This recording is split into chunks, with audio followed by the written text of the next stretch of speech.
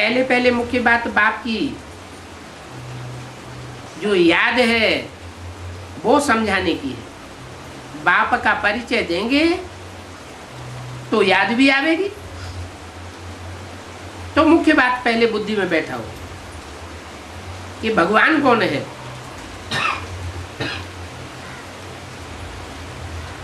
बाप के सिवाय कोई दूसरी बातें अगर पहले पहले सुनाते हैं तो मुफ्त में बैठ टिक टिक करते रहते हैं। वो टिक टिक से कोई फायदा होने वाला नहीं है। पहले पूछना चाहिए कि ये बताओ कि भगवान कौन है।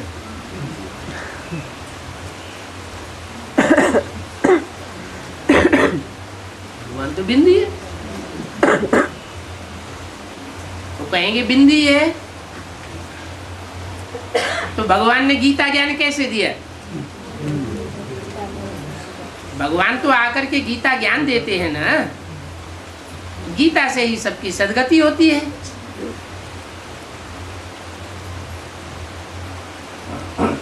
तो ज्ञान देने के लिए मुख चाहिए ना। तथाकथित ब्राह्मण तो कहेंगे कि वो बिंदी बाप आकर के ब्रह्मा के तन में गीता ज्ञान देते हैं। अच्छा, जिसके तन में आते हैं, जिस तन का आधार लेते हैं गीता ज्ञान देने के लिए, उसकी सदगति हुई क्या? नहीं। उसी की सदगति नहीं हुई तो उसके फॉलोअर्स की सदगति कैसे हो जाएगी? ब्रह्मा के द्वारा जो गीता सुनाई गई उस गीता से कोई सदगति हुई क्या? नहीं। और ही दुर्गति में पड़े हुए हैं। बुद्धि भी दुर्गति को पाई हुई है। इतनी बुद्धि दुर्गति को पाई हुई है कि कोई सच्ची बात सुनावे तो सुनने के लिए भी तैयार नहीं।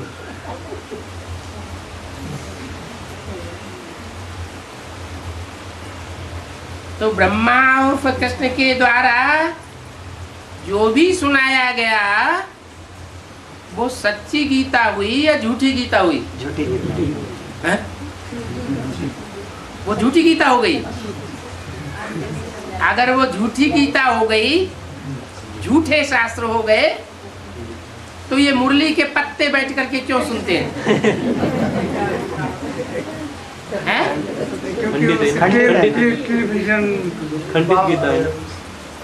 बाप कहते हैं कि मैं आकर के इन वेद शास्त्रों का सार सुनाता हूँ।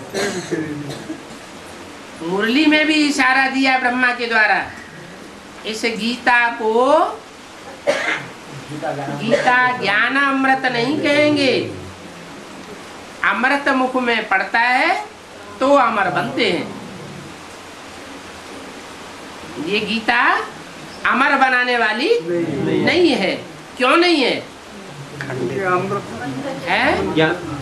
अमृत नहीं, क्योंकि सार नहीं, उस गीता का सार नहीं निकला। सार निकलता है मंथन से। जैसे मक्खन निकाला जाता है तो दूध या दही को मथा जाता है तो उसमें से सार निकलता है। शास्त्रों का भी सार भगवान आकर के सुनाते हैं। उस सार से सद्गति होती है।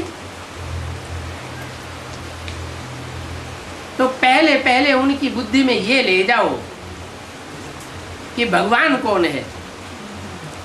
जिस भगवान की गीता ज्ञान देने से सद्गति होती है।